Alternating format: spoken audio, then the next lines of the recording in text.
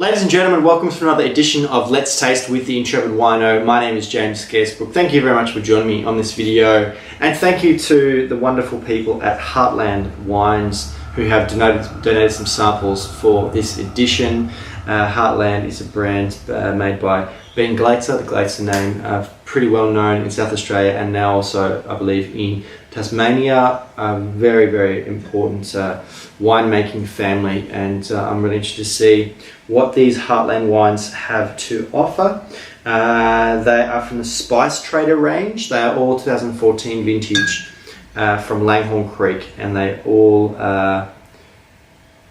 believe they all have a recommended retail price of $16.99. So these are very much value propositions here. And yeah, if you're doing a bit of red wine drinking over the upcoming Christmas season, perhaps these may be of interest to you. So without further ado, let's start off by looking at the 2014 Spice Trader Shiraz from Heartland. Of course, Langhorne Creek, I believe, is the limestone coast. God, I'm possibly showing my ignorance there. Really, I believe it's sort of between like McLaren Vale and Coonawarra. I haven't been to Langhorne Creek, in fact, but very solid for some of those classic Australian varieties like Shiraz and Cabernet. So I'm really interested to see what these have to offer.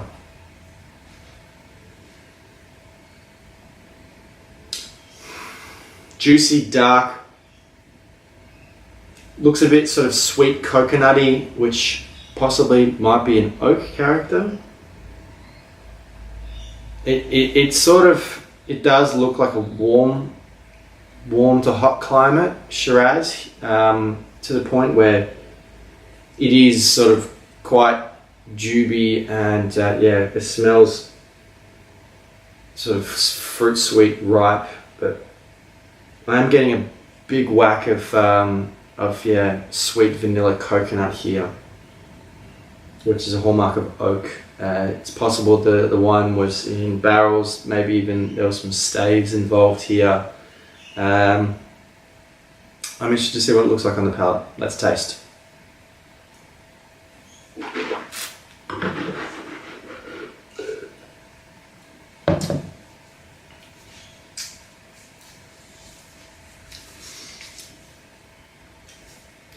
This is what I kind of consider to be a very well massaged wine. This is a technically made wine. There's no kind of jagged edges here. It's very supple. It's probably had, in terms of winemaking, it's had some techniques used to soften things, mellow things, and in my opinion, it sort of dulled things a little bit. The fruit is sort of looks a little bit lifeless. There isn't a lot of vibrancy here. It's very drinkable. I think that at $17, it's very, very solid drinking. I don't know if maybe the 2014 vintage, it started to look a little bit sort of on the tired side, but this is really, it's not exciting me. It's kind of, it's where Shiraz, particularly from Australia, can get very wishy-washy, where it doesn't really look like the variety. It kind of just looks like red wine, and it's sort of,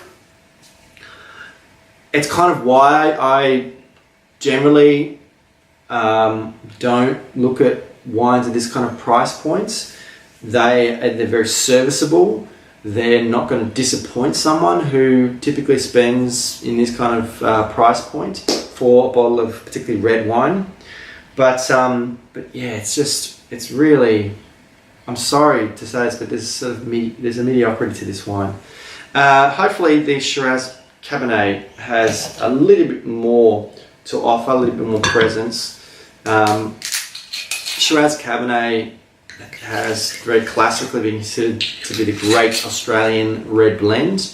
I know that a former guest of my podcast, Tyson Stelzer, is very much a big believer in Shiraz Cabernet blend, and he has sort of a wine show competition. I believe he's run with Matthew Jukes, also another former podcast guest, to sort of say what is the best Shiraz Cabernet blend. And South Australia, of course, is the home of Shiraz Cabernet blends, both in terms of specific regions and multi-regional blends as well. So let's see what the Spice Trader 2014 has to offer. The Cabernet is starting to come through a little bit more. It has a slightly kind of very delicate lavender sort of character. But the Shiraz is still quite pronounced. It's still in that kind of plum, dried, almost like a sweet beef jerky aromatic. I don't see as much oak here, but Cabernet can sort of really suck up those oak aromatics quite well. Typically that's why Cabernet and Bordeaux blends tend to have much more oak than other red varieties. It's not really jumping out at me yet, but let's have a look on the palate. Let's taste.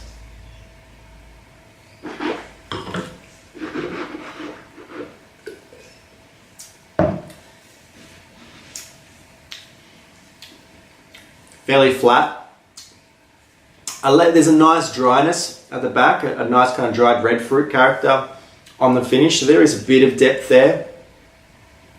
But yeah, it's kind of dull. Again, there's nothing wrong with it at that price point. It's very, very well made. It's very safe, shall we say.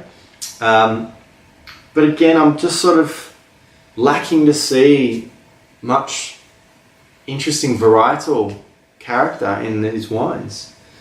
Yeah, let's have a look at the third wine, which is same vintage, 2014, but this time it is just Cabernet Sauvignon, I would assume. I don't know, I don't have wines from Langhorne Creek that often, so I don't know if they are quite reflective of the Langhorne Creek.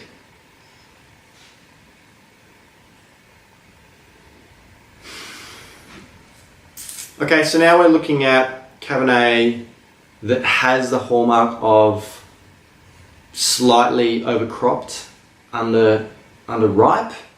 So it kind of has a sort of a green herbal nature to it. I see this a lot with Coonawarra Cabernet. It also has this stemmy, stalky, floral, almost potpourri character. A little bit dusty, a little bit mentholy, eucalypty, that kind of thing. Yeah, it doesn't, it reminds me a little bit of Coonawarra Cabernet. Let's taste.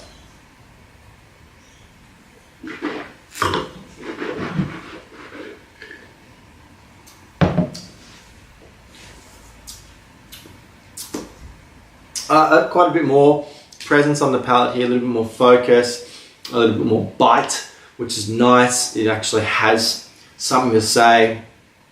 Very soft, mellow, smooth finish here, a little bit more freshness, maybe a bit more acidity.